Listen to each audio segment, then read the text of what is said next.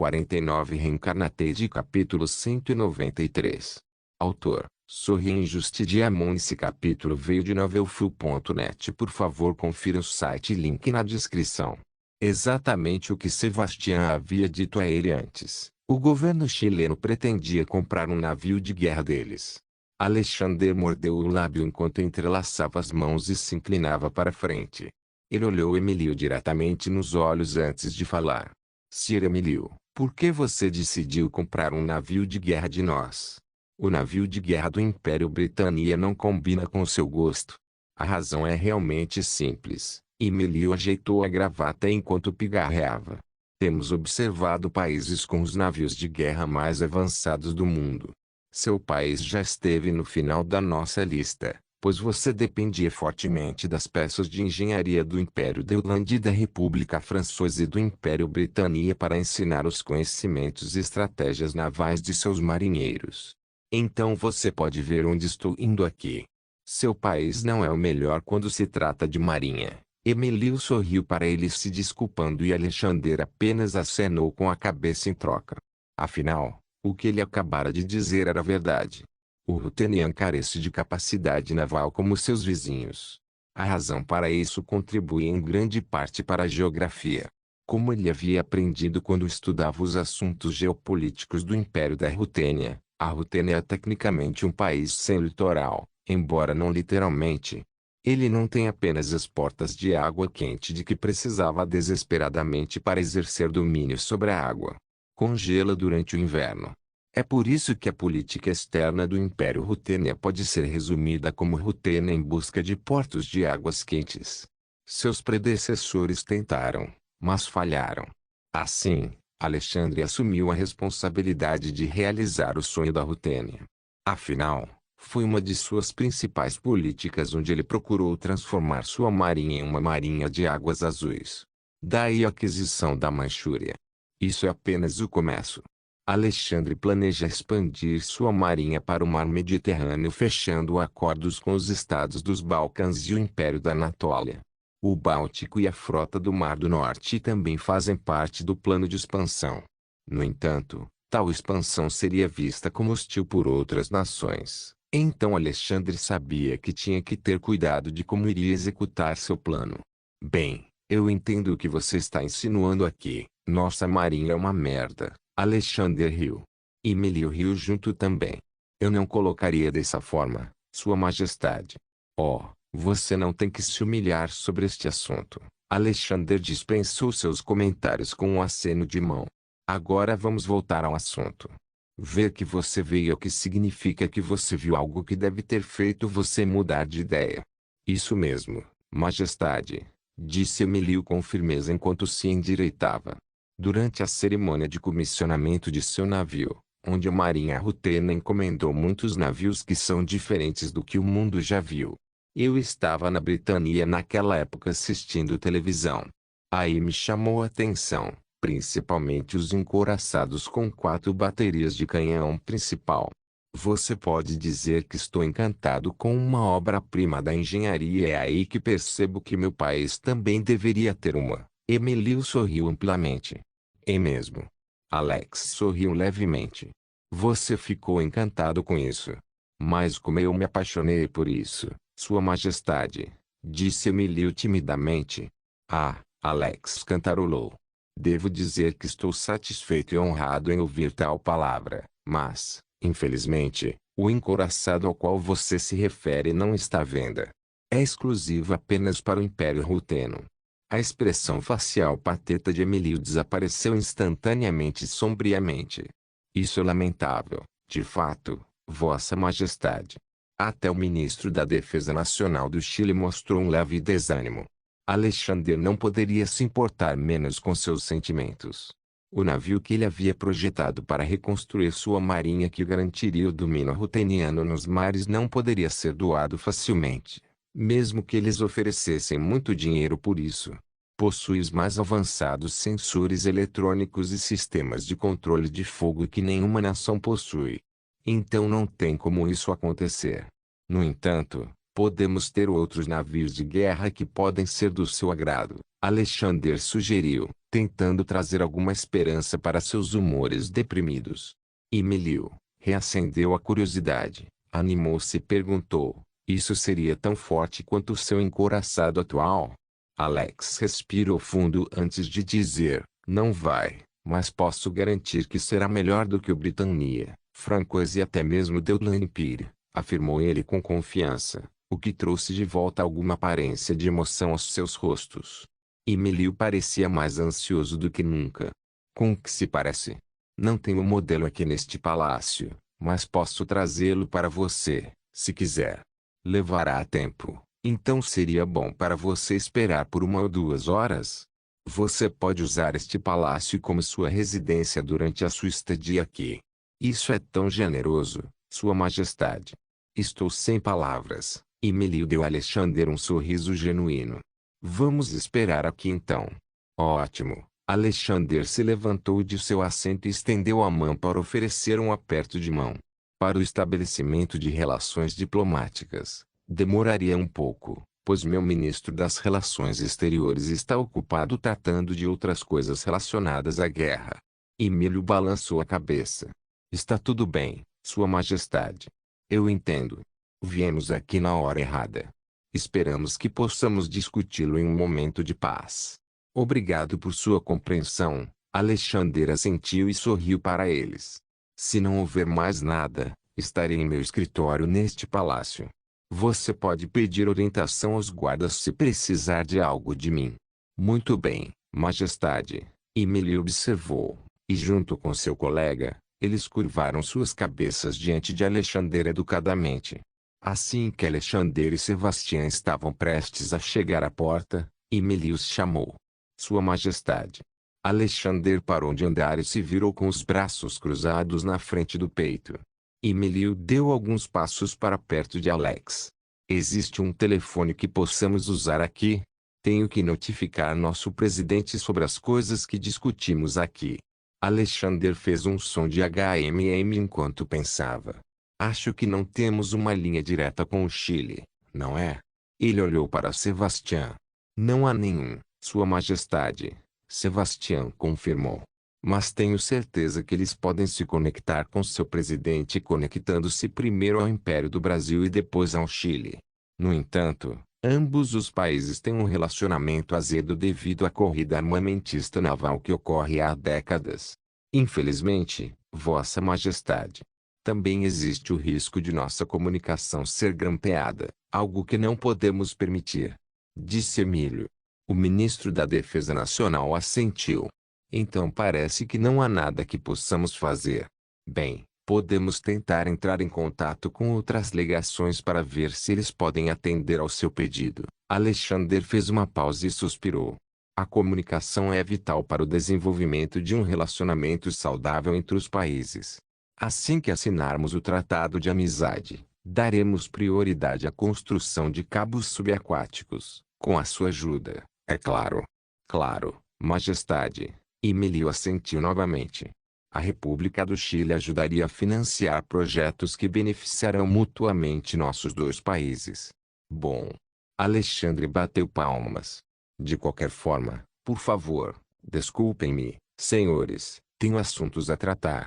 Eles acenaram com a cabeça novamente em resposta e observaram enquanto Alexander e Sebastião saíam da sala. Nos corredores do Palácio Mikhailovsky, Alexander pegou uma caneta do bolso e a girou entre os dedos enquanto caminhava pelo corredor. Sua Majestade, temos um modelo de exportação do encouraçado classe Alexander IV. Não, nós não. Mas a Imperial Dynamics Systems tem alguns projetos que podemos construir e vender para outros países. Será o mesmo navio que o Império Britânico está recebendo por nos fazer um favor. Eu vejo um navio de guerra que é inferior ao navio de guerra da classe Alexander IV, mas melhor do que a maioria dos navios de guerra de qualquer outro país. E pensar que os rutenos seriam tão avançados no campo da construção naval. Se me permite, Majestade. Por que não produzimos navios de guerra em massa? Bem, primeiro é o custo de cada navio, que é de cerca de 100 milhões de rublos, e segundo é que estamos contabilizando a maior mudança na guerra naval. Os militares e eu acreditamos que no futuro próximo, o encouraçado será inútil na guerra moderna devido ao avanço das aeronaves. O que, como resultado, dá prioridade ao porta-aviões. Realmente? Eles realmente serão inúteis? Sebastian perguntou. Não até certo ponto, Alexander respondeu com um aceno de cabeça. Nosso navio de guerra pode servir por mais de 50 anos. Nós apenas temos que atualizar suas capacidades antiaéreas e ainda é bom para ir. Por enquanto, o mais importante se queremos estender nossa influência para o mundo é construir mais porta-aviões, mas não será fácil. O Exército e a Marinha estão discutindo sobre quem deve ser priorizado primeiro. O Exército insiste que devemos construir mais tanques, mais veículos de transporte de infantaria, veículos blindados, veículos utilitários e aeronaves de transporte e ataque. Eles estavam se adiantando um pouco depois de perceber o desenvolvimento na península de Chuzon. Então, de que lado você é? Exército ou Marinha? Sebastian perguntou mais uma vez. Apesar de ser um ávido amante de navios, acho que ficarei do lado do exército neste caso. É mais lógico porque as guerras são vencidas em terra. Embora eu não esteja dizendo que a marinha é inútil, só os vejo como um impedimento. Mesmo assim, a marinha é um símbolo de poder. Quem controla o mar controla tudo. Sebastian riu de sua última frase. Eu não poderia concordar mais. De qualquer forma, vamos nos concentrar na guerra depois disso. Reencarnatei capítulo 194. Uma semana depois. 26 de outubro de 1927. No quartel-general do Exército Imperial do Império Yamato, os oficiais do alto comando se reuniram em torno de uma longa mesa com um mapa do Império Chuzon. Durante seu primeiro encontro, eles ficaram muito entusiasmados com a guerra, onde é a providência em que eles vencerão a guerra e recuperarão todas as terras roubadas deles pelos sujos países imperialistas ocidentais. No entanto, em apenas 2 ou 3 dias desde o início da guerra, a situação se desenvolveu não necessariamente para a vantagem de Yamato. O que deveria ser um encontro jovial onde eles receberão notícias das linhas de frente de suas vitórias, onde seus exércitos em Shizou empurrarão os Rutênios de volta para Manchúria, eles conseguiram o oposto. Os Rutênios em apenas uma semana capturaram rapidamente a maioria das cidades industrializadas no norte, incluindo Pyongyang. E sempre que faziam contato com os Rutênios, seu poder de fogo superior os fazia correr de volta ao paralelo 38. Mesmo que fosse esse o caso, o Yamato conseguiu estabelecer fortes pontos de apoio em várias cidades da província de Wangai na esperança de desacelerar as máquinas de guerra em marcha do Império da Rutênia até que mais reforços chegassem de sua terra natal. No entanto, os reforços que deveriam ajudar suas tropas na batalha foram bombardeados do porto de Busan por bombardeiros rutênios, cortando suas linhas de abastecimento e efetivamente fazendo basicamente os soldados remanescentes do Império Yamato presos na península. Toda essa situação confunde o alto comando, questionando como isso aconteceu em primeiro lugar. Parece que o Império Rutênia alcançou a superioridade aérea e terrestre na península Chuzon, disse um dos generais enquanto fumava seu charuto. Se quisermos mudar isso, temos que estabelecer outras linhas de abastecimento na península Chuzon. Caso contrário, perderemos o controle do Império Chuzon. Katsura Taro concordou. Entendo a importância de suas sugestões. Podemos reaproveitar nossos navios de cruzeiro e mercantes para que possamos transportar suprimentos e tropas para nossas forças. No entanto, há algo que precisamos descobrir primeiro antes de executar tal plano. O homem que falou primeiro suspirou profundamente antes de falar. A Força Aérea Rutena. Isso mesmo, a Força Aérea Rutena. Minha pergunta é como não vimos os bombardeiros chegando. De acordo com os boletins meteorológicos, o céu estava limpo durante aquele dia, mas ninguém viu ou ouviu os bombardeiros rutenos se aproximando, observou Hajime Sugiyama, balançando a cabeça enquanto exalava e continuava. Além disso, estou recebendo relatórios peculiares da linha de frente falando sobre esse avião misterioso que parecia o avião de carga do Império Ruteno atirando neles. Eu também notei, Katsura acrescentou.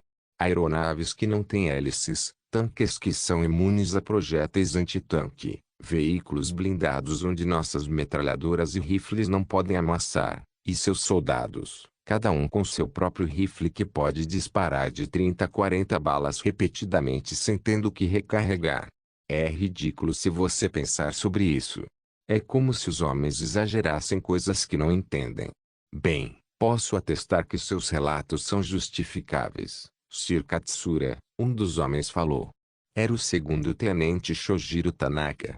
Sua interjeição repentina lhe rendeu a atenção de todos os generais de alto escalão que supervisionavam a guerra. Quem permitiu que você falasse? General Katsura perguntou severamente. Tanaka baixou a cabeça, sentindo-se envergonhado com as palavras frias que recebeu. No entanto, ele não se intimidou. Ele levantou a cabeça novamente, determinado a continuar. Eu não quis ser rude, General Katsura. Tudo o que estou tentando dizer é que seus relatos fazem sentido. Se me permite explicar. Todos ficaram em silêncio quando viram o olhar no rosto de Tanaka. Ele parecia extremamente sério, o que fez o General Katsura reconsiderar se aceitava ou não a explicação. Ele deu a ele um aceno afirmativo enquanto o resto dos generais permaneceu quieto. Tanaka respirou fundo antes de começar a falar. Todos nós sabemos que o Império Ruteno vem derrotando nossas forças e forçando-as a recuar por causa das armas das quais nada sabemos. Era compreensível porque não esperávamos isso em primeiro lugar. Mas se você olhar para trás, dias atrás, quando a milícia renegada emboscou o comboio das Grã-Duquesas, suas forças de segurança estavam armados com uma Gatling-1 sem um pente de munição anexado a ela. Sim, eu ouvi esses relatórios. Dizia-se que disparava quase continuamente por um minuto. Katsura zombou. Quase continuamente, Tanaka repetiu. Isso mesmo, General Katsura. Era uma arma nova, nem mesmo Britânia, o Dewan ou os Estados Unidos possuíam tal arma.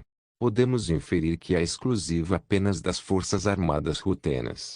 Nós entendemos onde você está chegando aqui, garoto, mas como você disse, foi destruído. Então não adianta discutir. Eu te dei uma chance de explicar e você só desperdiçou nosso tempo. Portanto, sugiro que você escolha suas próximas palavras com muito cuidado, se não quiser ir para a corte marcial. Katsura avisou Tanaka, mas ele permaneceu estoico. Bem, ainda não terminei o relatório. Veja bem, a milícia matou 2 rutenos e eles têm uma arma com um design muito diferente de um rifle. Posso pedir sua permissão para obtê-lo aqui? Um novo tipo de arma, você diz? Katsura levantou uma sobrancelha. Ele ficou cético no começo, mas depois assentiu. Você tem minha permissão, obrigado, General Katsura. Tanaka curvou-se educadamente antes de bater palmas, sinalizando para seus homens do lado de fora da sala de guerra entrarem. A porta se abriu, revelando 2 homens carregando o rifle de que Tanaka estava falando. Em vez de ter feições retas, possui um carregador inserido abaixo do rifle. Os generais na sala de guerra lançaram um olhar inquisitivo. Era bastante incomum ver uma arma tão diferente do maestrião. O que é? Katsura franziu a testa ao perceber que seus colegas generais estavam curiosos. Eles tinham um bom motivo para se interessar pelo que é aquele pedaço de metal.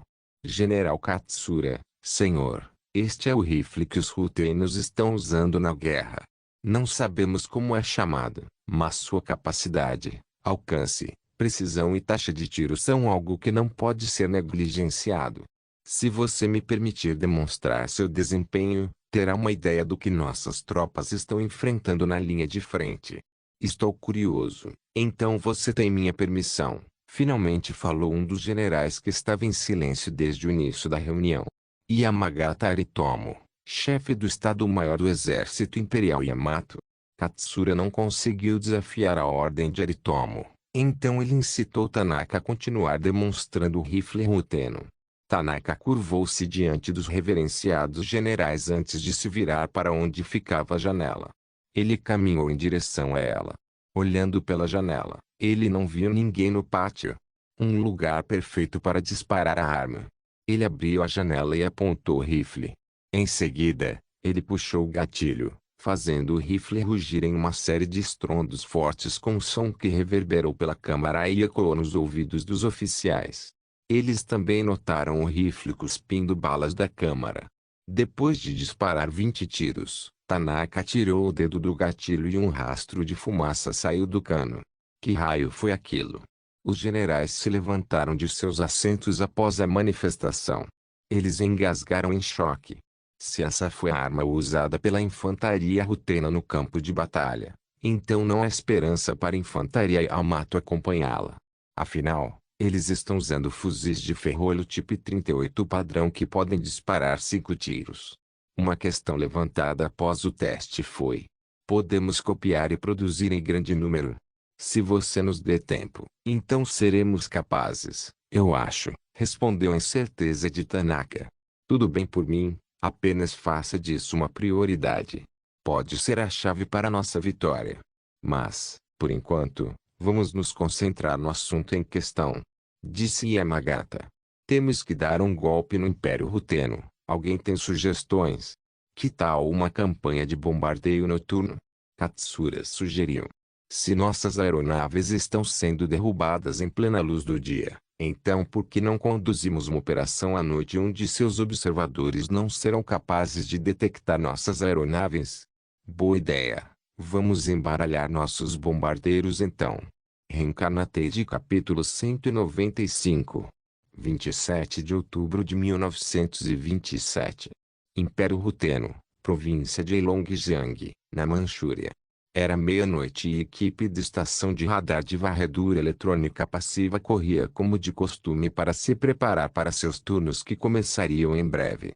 Os homens e mulheres que trabalhavam em suas estações de computador se levantaram e abriram caminho para os operadores de radar vindos da direção do corredor que os substituiriam em suas estações. Um deles é um homem chamado Bruno, que segurava uma caneca de café quente com sua doce fragrância perfumando o ar. Algo interessante aconteceu? Bruno perguntou ao homem de nome Boris, que simplesmente esticou os braços e bocejou. O mesmo de antes. Sem novidades. Um turno chato de 8 horas sem notícias de nenhum fenômeno incomum, disse Boris com uma expressão exasperada enquanto esfregava os olhos. Em vez disso, eu deveria ter me alistado no exército. Lá, nada é chato e você luta na linha de frente. Ele parou e suspirou novamente, balançando a cabeça como se estivesse tentando acordar. Bruno espiou a tela do monitor e viu uma série constante de ondas de radar piscando. Nenhum objeto estranho foi detectado. Ele entende a situação do colega. A função deles é olhar apenas para o monitor e ficar atento a algo que ameace a segurança nacional do Império Rutênia. Embora fosse um trabalho nobre, proteger um país observando objetos voadores desconhecidos. Se a descrição do seu trabalho for olhar para o monitor 8 horas por dia, você estará cansado de viver. No entanto, não importa o quão mundano seja o trabalho, eles mesmos sabiam que são uma das partes cruciais da defesa nacional. Especialmente no meio da guerra, quando Yamato poderia enviar aviões sobre os territórios rutenos e lançar uma bomba sobre eles. Entendo sua luta, mas você precisa se levantar. Meu turno acabou de começar e ainda não entrei no sistema, disse Bruno. Ah sim, desculpe por isso. Boris pegou suas coisas enquanto se levantava da cadeira. Boa sorte, homens. Acho que os verei novamente amanhã na meia-noite. Ambos riram levemente momentos depois. Boris saiu para voltar para casa com sua família. Que inveja, Bruno murmurou baixinho enquanto se sentava. Ele largou a xícara de café e digitou o nome de usuário e a senha de sua conta. Login bem-sucedido. Uma mensagem apareceu na tela, iniciando efetivamente seu turno de 8 horas que durará até às 8 horas da manhã. Ok, vamos começar o concurso de encarar. Bruno murmurou e olhou para a tela do monitor com o queixo apoiado na palma da mão. Enquanto isso, 60 bombardeiros pesados tipo 97 do Exército Imperial Yamato carregados com suas 2.200 libras de bombas incendiárias e 100 Mitsubishi A5M voavam 4.500 metros acima do nível do mar. Sua missão era bombardear a cidade rutena de Vladivostok e as regiões da Manchúria sob o disfarce da noite. Neste dia, não havia lua para iluminar o céu noturno enquanto as nuvens o cobriam, tornando muito impossível para os rutenos verem seus aviões se aproximando de suas cidades onde as pessoas dormem em suas casas pacificamente sem saber dos perigos de suas vidas. Embora alguém deva estar se perguntando, por que o Império Yamato está mirando nas cidades rutenas em vez de dar apoio aéreo às suas tropas no solo enfrentando as máquinas gigantes do Império Ruteno? Bem, a razão é francamente simples. Eles queriam enviar uma mensagem ao Império Ruteno de que suas cidades não são invencíveis e que estão ao alcance de seus aviões e os explodem sempre que quiserem. Ter civis inocentes rutenos mortos na campanha de bombardeio como um grande golpe no rosto, especialmente quando são as pessoas que o imperador ruteno jurou proteger. Assim como os rutenos fizeram com o porto de Busan, a cidade de Vladivostok é um alvo legítimo, pois abriga instalações navais para a Marinha Imperial Rutena, bem como para a Força Aérea Imperial Rutena. Com esta operação, eles esperam que o Império Ruteno mude sua atenção para seus territórios reais, em vez de uma península incivilizada com a qual eles estão contestando atualmente. Assim que concluírem a campanha de bombardeio, os bombardeiros irão para a península de Choson para fornecer assistência às tropas na linha de frente para reduzir o número de rutenos que têm empurrado o Yamato para longe de Senuiju, aliviando assim o fardo dos soldados Yamato. Em suas mentes, o Império Yamato pensa que esta será uma campanha de bombardeio perfeita, sem falhas e fácil que eles irão conduzir. Afinal, estava escuro à noite, onde até os holofotes teriam dificuldade em procurá-los. Infelizmente, sem o conhecimento dos jovens que pilotavam o bombardeiro pesado tipo 98, seu elemento surpresa havia desaparecido há muito tempo em face da instalação de radar de banda X em Heilongjiang. De volta às instalações do radar em Heilongjiang, Bruno batia o dedo ritmicamente na superfície da escrivaninha à sua frente enquanto tentava manter a mente ocupada com o trabalho. Em algum momento, ficou quieto o suficiente para que os ruídos do lado de fora fossem abafados pelos próprios pensamentos de Bruno. Foi só até o computador começar a apitar, indicando que o radar havia detectado um objeto voador desconhecido, tirando-o de seu estupor. Ele rapidamente esfregou o olho e apertou alguns botões no teclado para assumir o controle do terminal que está operando. Bruno sentiu o sangue gelar. Um único ponto foi visto na tela do radar em um piscar de olhos. O ponto agora se expandia rapidamente, mostrando mais e mais pontos se unindo. 140 pontos ou blips foram mostrados no radar. Era uma aeronave não operada pelas forças aéreas rutenas. Ele sabia porque o sistema de radar é integrado com uma identificação amigo ou inimigo, que diz quem é amigo e quem é inimigo. Tenho que relatar isso ao meu chefe, rápido, ele murmurou com um tom de urgência. Ele imediatamente apertou o botão que tem a função de chamar seu supervisor de seu escritório. E exatamente como planejado, seu supervisor levantou-se de seu assento e saiu de seu escritório e caminhou pelos corredores em direção ao posto de Bruno, ignorando os olhares confusos e perplexos da equipe ao seu redor. No momento em que chegou ao terminal de Bruno, ele perguntou: "O que é?" "Senhor, detectei 140 bogies a 250 quilômetros de distância." Bruno fez uma pausa momentânea para dar uma olhada na tela novamente. "De Vladivostok com uma velocidade de 150 nós." "Você acabou de dizer Vladivostok?" O supervisor estreitou os olhos enquanto olhava mais de perto a tela do monitor. As palavras de Bruno eram verdadeiras. "Merda. Isso está realmente acontecendo. Tenho que informar a base aérea de Vladivostok imediatamente. Maria, passe-me para o Major-General Nikolai Kovalyov imediatamente." A voz do supervisor ressoou alto na câmara. "Império Ruteno Extremo Oriente. Base aérea de Vladivostok." "Ok, obrigado pela informação." O Major-General Nikolai Kovalyov desligou o telefone e virou-se para seus homens com uma expressão sombria. "Nossa instalação de radar de banda X em Heilongjiang acabou de me ligar para me informar que há 140 aeronaves do Exército Imperial Yamato indo para Vladivostok." Soe o alarme. Quero que todas as nossas aeronaves no ar os interceptem e coloquem todos os nossos homens nas baterias antiaéreas. A vida das pessoas que moram na cidade depende de nós. Sim, senhor. Reencarnated capítulo 196. Na pista, uma flotilha de caças P-47 Thunderbolt com motor a pistão está sendo abordada um a um por seus pilotos que saíram correndo de seus quartéis assim que ouviram o alarme estridente que explodiu no campo. Um relatório de emergência afirmou que um esquadrão de aeronaves Yamato está se aproximando do espaço aéreo de Vladivostok em 5 minutos com a intenção de bombardear pontos estratégicos da cidade, paralisando as defesas da cidade e levando, em última instância, à destruição da cidade. Infelizmente para a estação aérea de Vladivostok, o principal caça da Força Aérea Rutena, o Wright, ainda não foi entregue.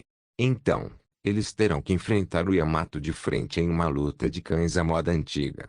O pessoal no solo que acenava com bastões de luz guiou as aeronaves na pista, onde serão lançadas ao céu uma a uma. Circularão pela base até que todo um esquadrão esteja no ar e sigam em direção aos visitantes indesejados. Eles fizeram exatamente isso com a máxima eficiência e em grande coordenação. 60 aviões P-47 Thunderbolt estavam no céu e estavam se conectando aos seus respectivos esquadrões. Enquanto isso, no solo, o pessoal antiaéreo maneja as armas antiaéreas cujo início começou durante o auge da Guerra Fria, a Oerlikon GDF e icônica metralhadora M2HB. Seu papel é proteger a cidade continental caso uma das aeronaves do Yamato penetre na primeira linha de defesa. Basicamente, eles são a última linha de defesa. No céu, 60 Thunderbolts P-47 voaram em formação de diamante enquanto se dirigiam diretamente para os visitantes inesperados. Os pilotos de cada P-47 não viram nada além de escuridão à sua frente, graças à noite. Não havia lua no céu para iluminar o caminho à frente dos atacantes e o holofote estava fora de alcance. Portanto, os pilotos teriam que confiar apenas em seus sentidos de audição. O avião ainda não está equipado com um sistema eletrônico e de radar. É um sistema de controle de voo convencional, ou mais especificamente, convencional, onde tudo é manual, ao contrário do sistema de controle de voo do Wright, onde possui sistemas eletrônicos que orientam e ajudam o piloto a estabilizar o avião, bem como para engajar aeronaves inimigas. Mas, apesar desses designs, ele se sairia bem contra os aviões que existem atualmente neste mundo. Sem mencionar o fato de que teria uma grande vantagem sobre as aeronaves da nação inimiga existentes, já que o P-47 foi desenvolvido e constantemente atualizado durante a Segunda Guerra Mundial. E passar por tal processo o torna uma fera após a guerra. Redesenhar o avião para compensar suas falhas melhorou muito seu desempenho. 2 minutos depois, a atenção de todos os pilotos do P-47 Thunderbolt aumentou como um foguete quando o ar de repente ficou pesado, como se uma tempestade tivesse chegado ou como se algo os perseguisse.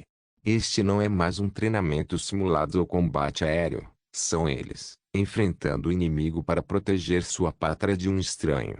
1 minuto depois, uma frota de bombardeiros pesados tipo I-97, bem como caças Mitsubishi A-5M, continuam em seu curso. Um dos pilotos que estava na frente estava olhando através de seus binóculos para escanear a cidade movimentada com as luzes abaixo era o alvo deles. Um sorriso rastejou em seu rosto, júbilo onde seu júbilo de luta atingiu o limite máximo. Sentindo-se animado, ele pegou seu rádio e contatou seu esquadrão.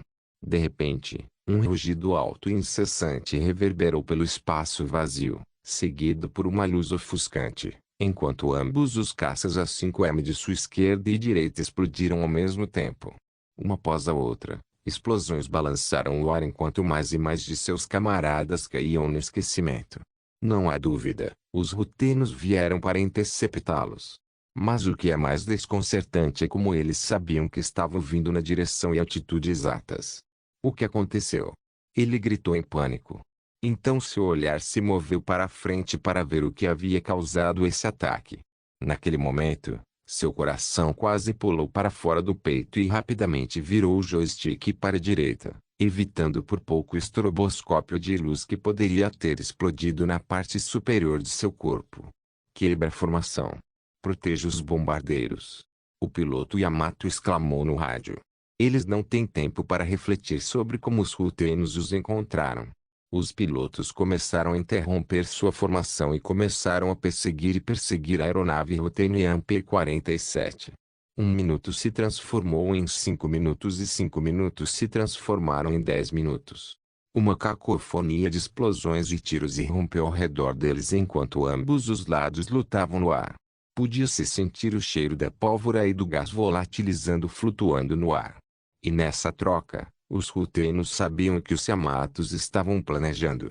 Um bombardeiro pesado cujo tamanho empalideceu em comparação com o bombardeiro superpesado Aletina está entre a frota. Portanto, a Força Aérea Ruteniana transmitiu a todos os envolvidos na batalha aérea para mudar seu alvo e priorizar o bombardeiro.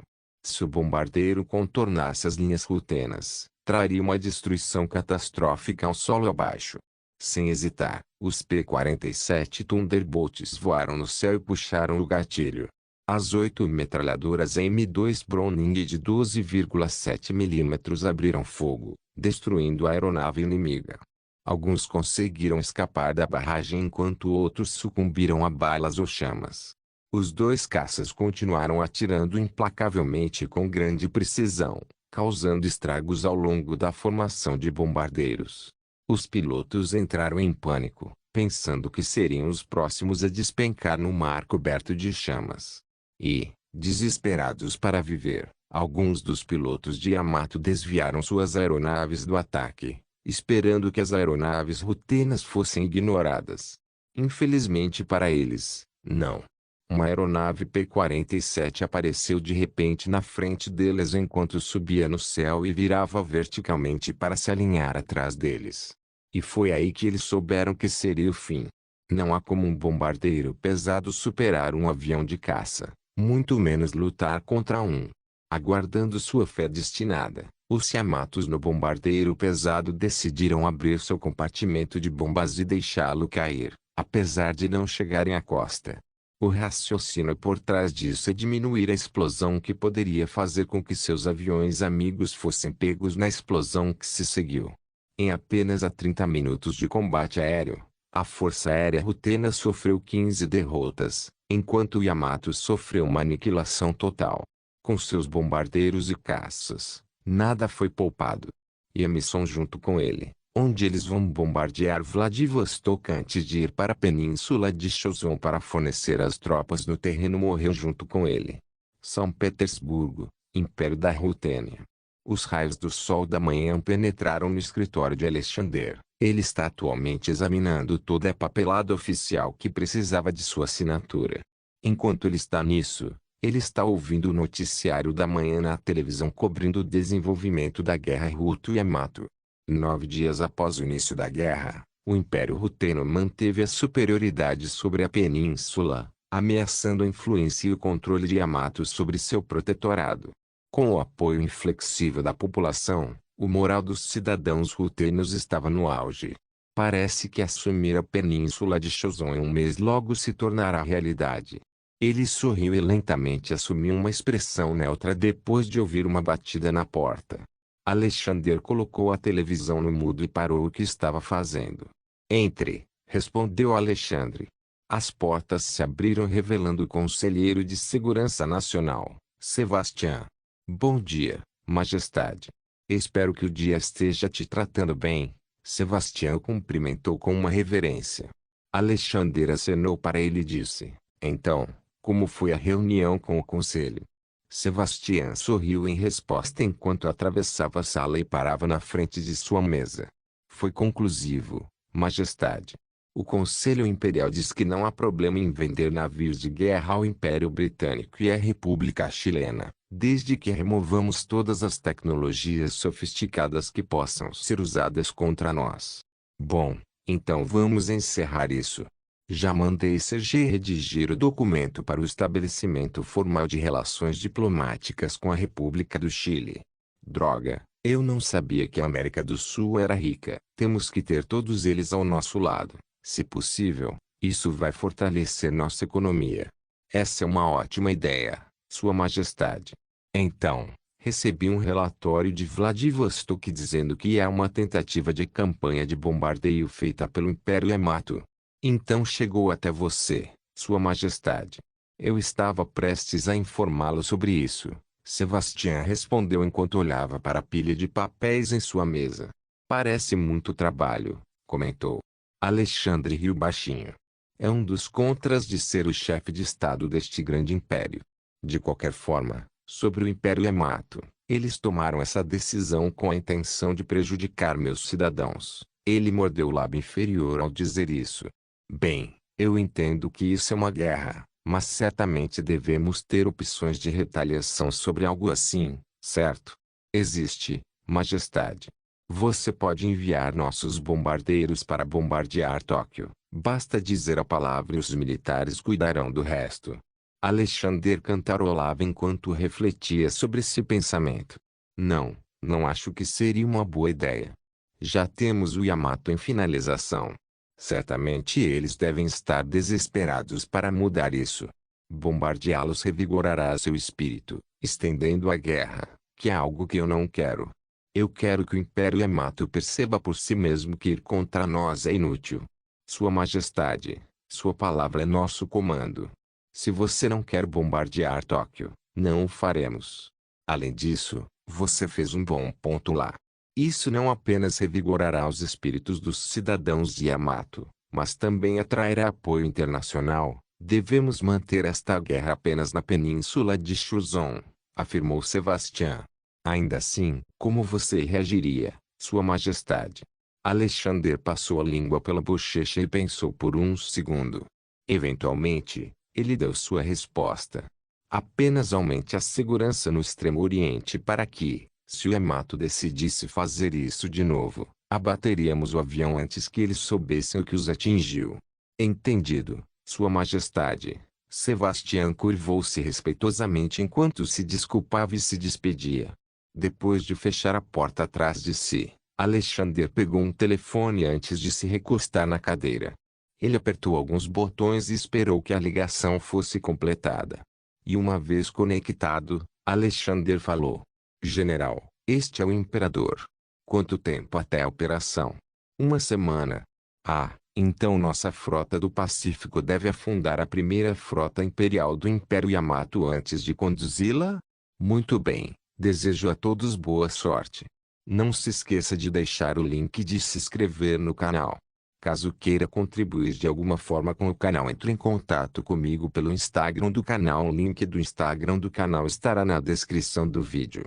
Por favor, certifique-se de verificar meus outros vídeos. Tenho certeza que você vai gostar deles. Solem irmãs, Solem irmãos.